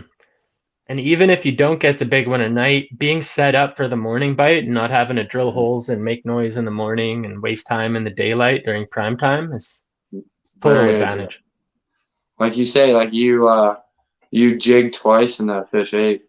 I mean, Exactly. maybe Like that who fish knows how was many just down hours? there waiting. Yeah. It could smell something ain't right here, something ain't right here, and then you jigged and triggered its predatory instinct, and boom, you're on. Yeah. Exactly. So you don't think sometimes drilling a hole brings fish in, just the vibration? In No. those depths, it probably doesn't affect. I don't know how much it would affect, but I know there's people that'll be Yeah. like, I'll start my truck, then I get hit. Yeah, no, I find the opposite, especially like in shallower water. I mean, on Cold Lake, it's not going to make much of a difference 50 feet down. But I think, anything higher than that, they could potentially feel and hear the vibrations. And it's definitely, some people say it helps and some people say it doesn't, but I don't think it helps at all. 100%. I don't think to me, generators like help that's when such you a have a constant. disturbance. Like think about like not like an earthquake, but like a minor earthquake, because they feel everything. Like their lateral line is where they feel everything, right? So if you're Yeah. just like vibrating their whole world, they're probably like, "What the hell is that? That is so annoying." In my opinion, Yeah. I like think Oh, yeah. especially gas augers. Whenever I hear someone fire up a gas auger, I'm like, "Can you please move further away?" No, me too. I'm like, gas augers come are the on, get best. with the new age here, man. Everyone's Yeah. getting No, no. electric. Support Alberta 2023. oil. I ain't rich either, but I ain't popping that gas auger until the very end. Alberta Yeah. oil. Support No, Alberta. I'm with that. Yeah. Me But too, but at the same time, it's like I don't want to hear your old Jiffy. Hey, Yeah. you leave my Jiffy alone. Yeah. No, like, no, you couldn't even Yeah. hear Ricky It only talk because takes I was two. too busy pulling the jip. It's just like boom. Shout out Jiffy. Yeah. You might as well just pick up and leave if you're in like 5 feet of water and Buddy pulls his Jiffy out beside you. You're like, okay, it's time to go and fish a different area. Like if No, you're when pulling up for brookies at 6 a.m., like, yeah, we're gonna get some brookies early ice. There's 4 inches Yeah. ice. It's gonna be a great day. You just like I pull my drill auger out. I'm like, Yeah. I'm like, okay, yeah, there's one. And then all of a sudden, here comes, buddy, 9 o'clock in the morning. How thick's the ice? Yeah. Like, no, bro, go Barely- away. Go Barely away. thick enough to hold your Jiffy auger. You leave my big old Betsy alone. She does the job. Dude, Yeah. when I used to fish a gas auger before all this fancy jazz started coming out and I got into one, I used to literally debate like, okay, I can go on the ice, but can I go on the ice with my auger? Like, I don't know if that extra like 20 pounds is gonna put me right through. Oh, geez. I used Those to old fish on gas like an augers, inch and a they're half, probably 2 like inches. 50. Yeah. Yeah, probably like 50. Okay, I was trying to be polite. You gotta Yeah. crush them in the morning. An You auger's take like the a woman. You jiffy, got to be kind to her. Yeah. You do a couple crunches in the morning with the jiffy, then you just bust her through.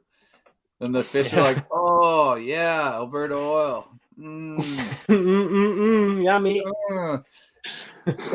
Wow, I'm so No. glad he dripped WD in the water because of his crappy auger. Anytime that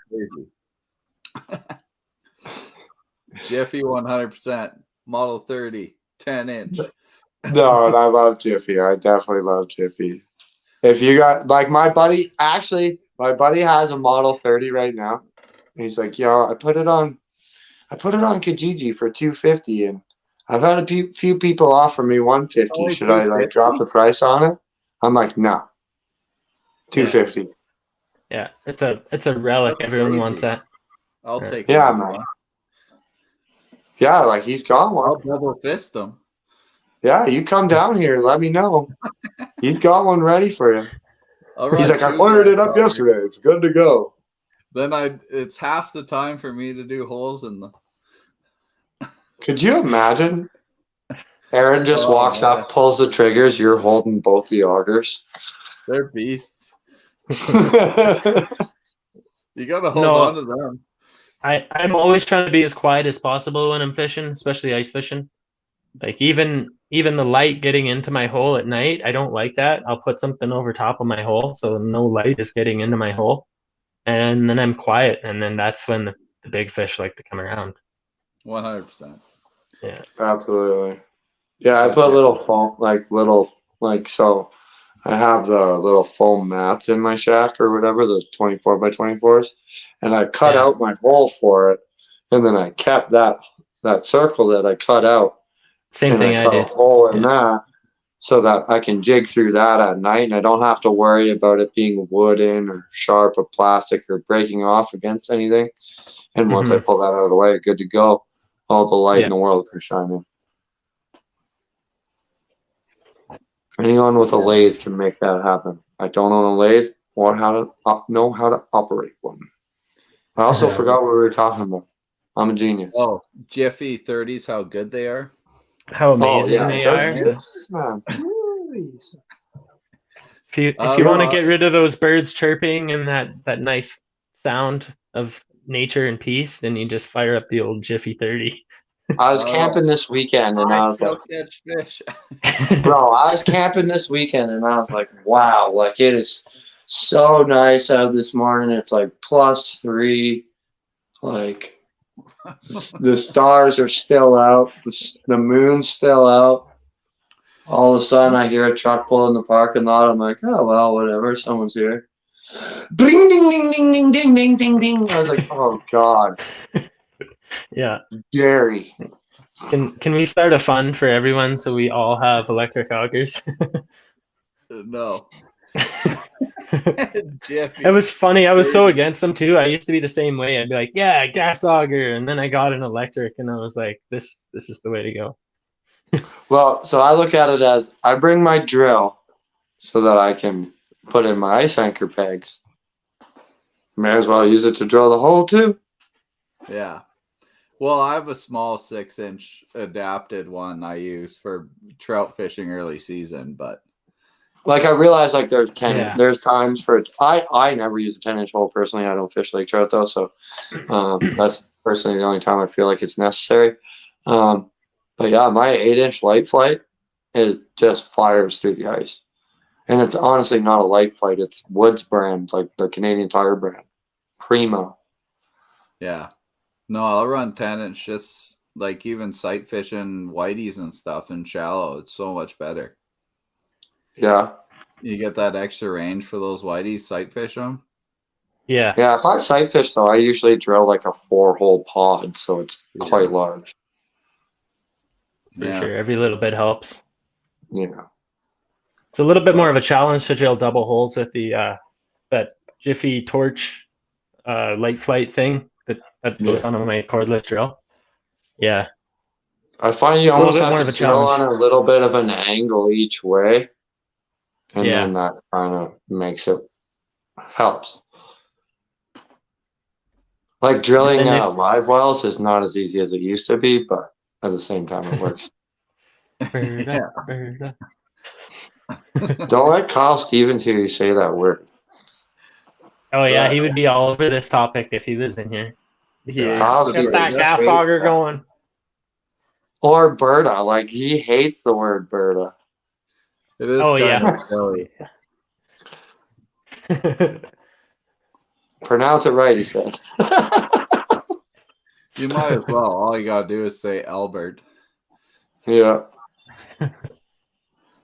But yeah. We can always find you. I'm setting up something because it's taking too long. That's all right, buddy. I'm like the most, like I say, I'm the most untechnological person like ever who tries to I can't work even with say the words. Yeah.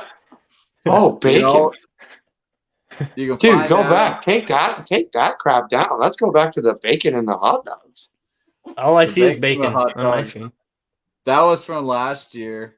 Me and Aaron that was from Cold Lake last year when we're in the hotel and that someone showed us these to-go things and we filled it with bacon. So we could have bacon hot dogs all day. That's fire, man. So I'm going to do the same thing. Me and Broden got the same hotel in the same place. So bacon, everything. There we go. They got like a buffet with like unlimited bacon there. You just fill your pockets, or what? The breakfast buffet. They got little trays, so if you got I've done that too. Yeah, you just scoop everything into it. You just like, thank you for this huge handful of bacon. But make sure to check out Adam Horseshoe Kid. A ton of content on everything. It's funny because that's the nighttime videos there, the sturgeon. That's the video, and then the ending that should have been part of the regular one. And it's got like maybe half the views, so most people haven't even seen the ending. So can you go into YouTube and edit to be continued, then put the episode thing? I don't know how that editing thing works on YouTube. I've never tried it. I think you can edit and put words in. Like you can't add stuff to it, but I think you could put words in if you really want to. Like over top of the video? Oh, like on YouTube Studio? Yeah. Yeah. Oh, okay. Maybe I'll look because into that. if you have like a copyrighted song or something, you can go back and put a different song over top of it. So you might be able to put words in there too. Yeah. See, that's what I have to do with my other page because it's all copyright back then.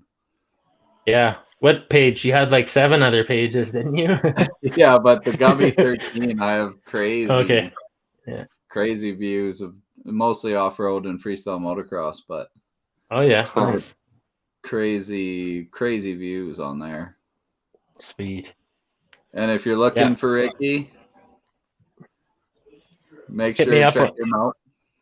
Hit me up on Rikkles Fisher. Yeah.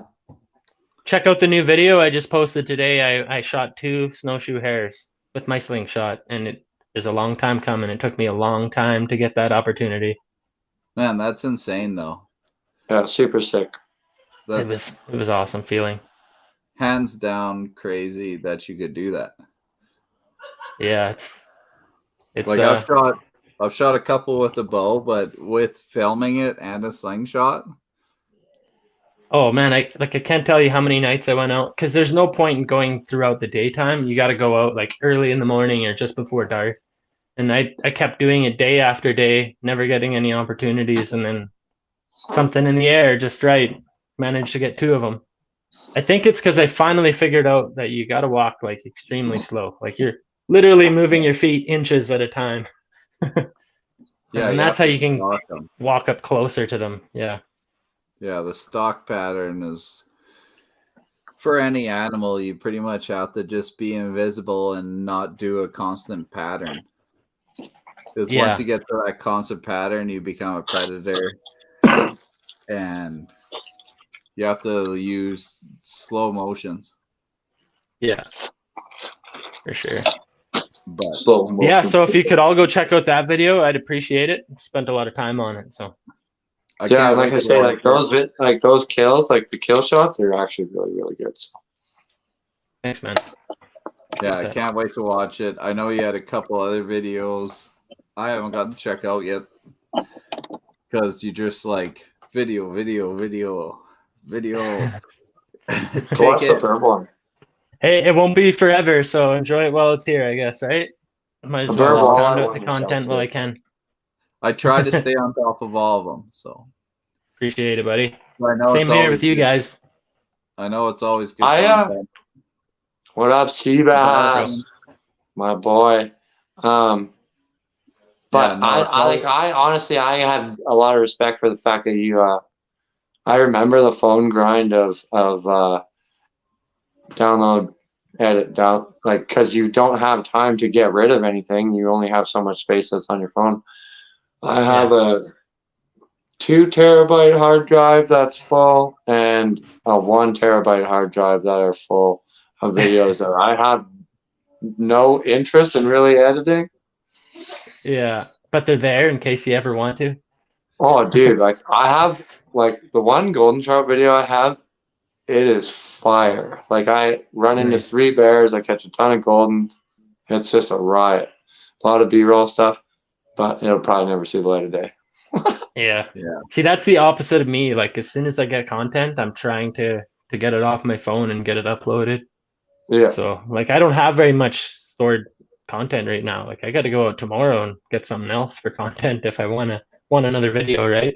Or now that I got this little setup here, I might start doing some talking videos as well. So I talk to the camera a little bit. Yeah. Right on. Yeah. It's a sweet setup. You got a beautiful background. Sweet, thanks. Yeah, it needs some work. I need to add some more stuff to it, but it's a start. This was just set up today, so. Well, don't overdo it. It's we need a walleye up there though. Need some more grouse tails, like a bunch of them. That'd be sweet. Oh maybe there you go. Tails. Yeah, there you got a grouse tail back there too. That's sick. Yeah. Right on, man. Right on. Well, you guys, thanks for being on. I appreciate it. It's been a pleasure. And it's always great to check out this local content because you can watch shows from. Oh, Ricky's gone. But you can watch shows from the East Coast and everything, but that's not giving you the content for the people that are in this area, right? And that's the bite you're going to be looking for because we have a different structure of fish. We have a different structure of vegetation. So these are the guys you want to start following, watching their YouTubes because they're going to give you the tips for this area and they're going to get that bite on in Western Canada. And if you guys motivate me to make more videos, I probably will. I just kind of need the motivation to do it because like I say, I really like to film and I really like to take photos and I really like to fish. It's just the editing part that takes a long time and it's all there to do one day. I just got to find the time to do it. Yeah. Yeah, we thrive off the motivation you guys give us in the comments and stuff for sure. So definitely helps. Yeah. Seabass, check your WhatsApp. I sent you a photo of us like a month and a half ago. All right. Thanks, guys. Make sure to check out their YouTube channels. So make sure you subscribe to both of them. Yeah, Mitch's as well. Yeah, you can sub to mine too if you want. But